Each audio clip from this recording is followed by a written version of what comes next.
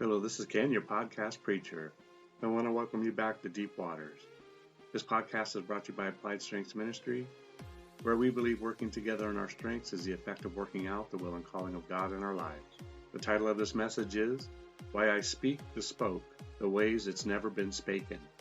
So as I've already stated in other messages, and you would only know this if you had listened to the messages where I've stated this already, which is that sometimes I make up words that I think better explain what I'm trying to say, if I'm indeed trying to say anything at all.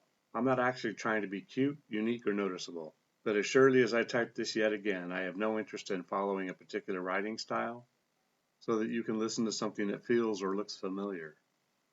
I am an out-of-the-box guy that has finally gotten tired of know-it-alls of the world who think that they know best about whatever it is that you should be doing. Now I say this not to discredit the quote-unquote expert, which has an extremely high and highly questionable method of measure, but to say that I have value, uniqueness, talents, giftings, and strengths that I am more aware of than most people are aware of about themselves. Why? Because I spent time knowing thyself, ad nauseum, in an attempt to develop what I am naturally gifted and equipped to use and do. I also work at managing my weaknesses, which can include submitting to the judgment of others. Everybody has blind spots, and you cannot see them because you are blind to them. Hence, we need each other to grow beyond what we cannot see. You see, I came from a home that bred insecurity and shut down self-confidence, as if it were pride in the worst form. I'm just talking now. You see, every one of us has a story that if we fall back on and say, I am such and such because of where I came from, you wouldn't be wrong in saying that. By all means, don't let anyone talk you out of becoming exactly what you came out of, especially if it were in the worst of conditions. You go and justify yourself and your behavior because of it. Perhaps you can land on a daytime talk show in hopes that your low self-esteem can become famous for a minute, and hey, even get some greenbacks in the process. I'll get back to me in a second. Look, we have somehow made stupid popular, bad habits famous. Watch TV for a month and tell me you haven't been dumbed down half an inch.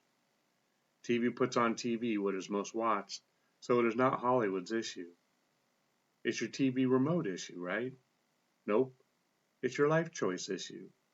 So Ken, what does this have to do with you or with the title of this message? Exactly, and this is what I am sharing aside from the short diversion of using your past as an excuse to remain in your past. Besides making up words and leaving them in the stories, I also have a strange way of telling stories or of developing messages. I start at the starting line but then end up most of the time going in another direction. Now when I do this, I see it and wonder if instead of it being a bad writing style, if it's not just another method of writing that is misunderstood.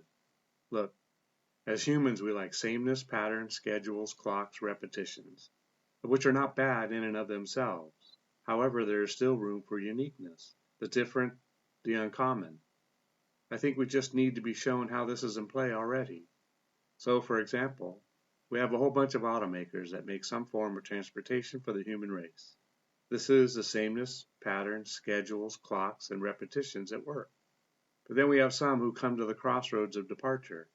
They agree that they are making cars, but they want to build a car that is unique, different, and uncommon. Ferrari, Bugatti, Rolls-Royce, and Koenig, to name a few. Now others, for example, just make cars that appeal to the masses. As we call them, the masses.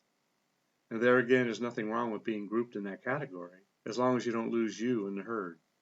Honda, Saturn, Buick, Chevy, Ford, Chrysler, Toyota, etc.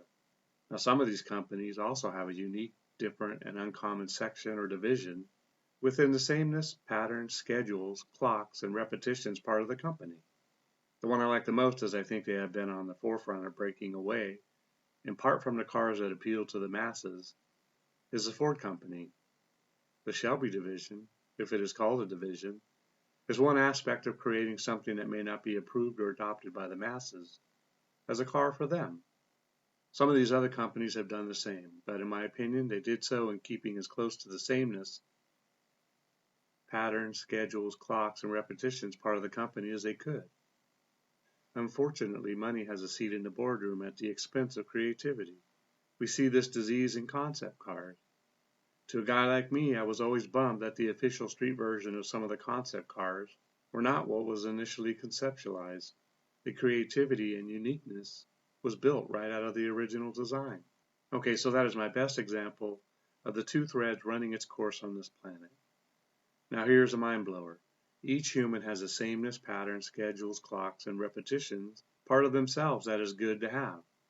These things, when used properly in our day-to-day functions, can surely help us to get to work on time every day.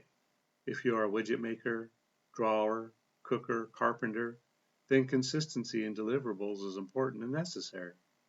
If I find something on your menu that is extraordinary and I return and reorder it, I have the expectancy that it will be at the same standard that I initially experienced it.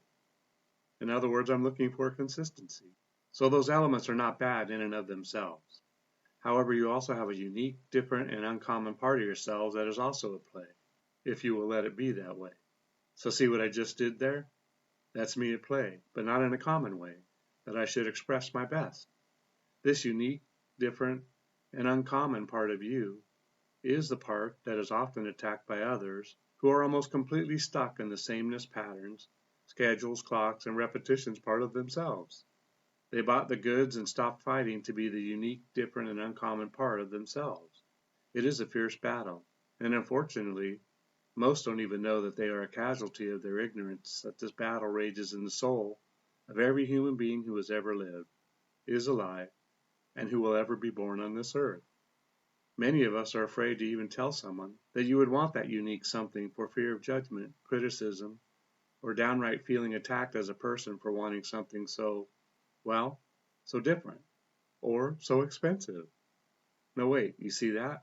Although the sameness, patterns, schedules, clocks, and repetitions people are toe-the-line common standard of living peeps, they, like us, pay a premium for the products created by those who, without succumbing to the judgment of the others, have expressed themselves as creative.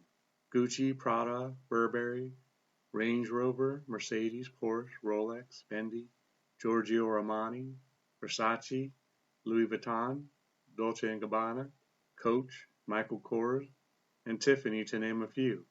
Well, that was a lot of a few. Look at the artists that stand out and see that we don't pay a premium for their work. You see a strange pattern here? What about that special singer, dancer, actor, or athlete? We pay a premium to watch them perform in a unique, different, and uncommon manner. So Ken, about that question.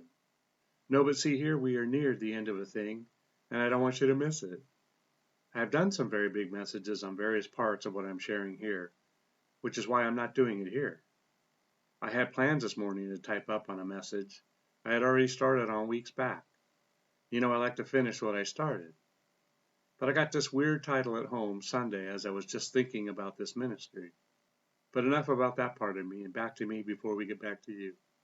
Within this ministry, I decided to just be me without any trickery. I love to play with words, and if you will look, you will see that it's a part of my personality. What is great here is to think that I am finally free to be me.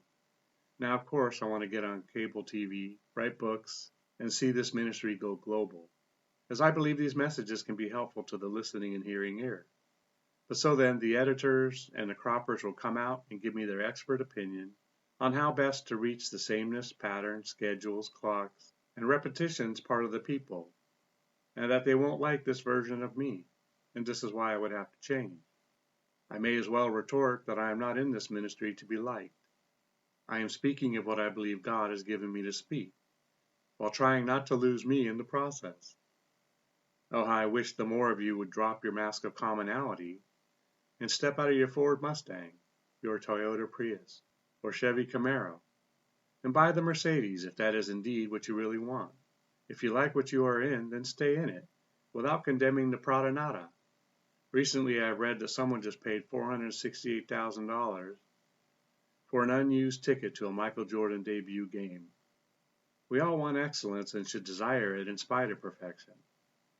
But if you like to hide behind the trees of sameness, patterns, schedules, clocks, and repetitions 100% of your time, then no doubt you will continue to pay exorbitant prices to watch us, who decided life was worth living, not as you, but as me, so that I don't lead you astray, so that I don't live you astray and have you go about thinking, that living a you life is possible all on your own, I must inform you of why I even do what I do. I am called by God to be a teacher. It's one of the fivefold ministries outlined in the Bible. At the core of its intent and purpose is to equip other believers for the work of ministry and to make disciples that remain in the Christian game.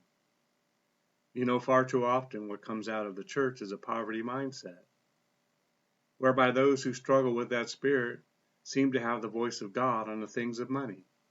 I won't get into tithing, offering, planting or sowing and reaping, the blessing or cursing of God, and all the other things that surround the topic of money.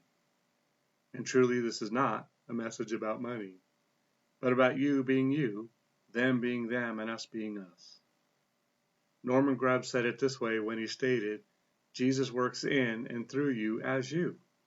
You don't go away and become some type of cultic conformist. As an authentic born-again believer, you become a new creation. When the Bible states whoever loves the world doesn't have me in them, it is not talking about having stuff. It is talking about the position of your heart with the stuff you have. King David and King Solomon had stuff. Job and Abraham and Lot also had stuff. Some of it quite ridiculous, but nonetheless, it was their stuff. The stuff didn't have their attention, excluding some of the women of their lives.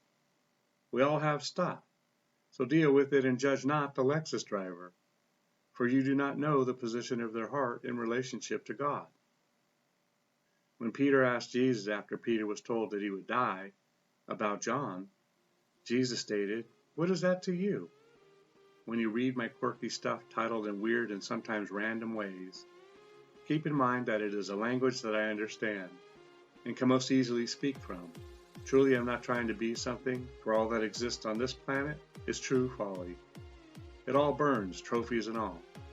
What I have to say and the way that I say it is irrelevant if it doesn't lead you down the road to change, and ultimately to Him. Should we, after having been snatched up by His love, have any other reason for living?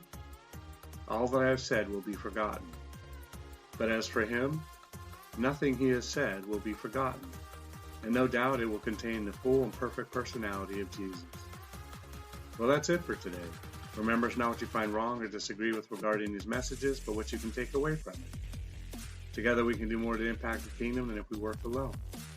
Let's flip the script and kill, steal, and destroy the works of the enemy and create space for the light of life to shine through into people's lives. Plant a seed and click on the like and subscribe button. Let's build this ministry together. Thanks, and see you next time in Deep Water.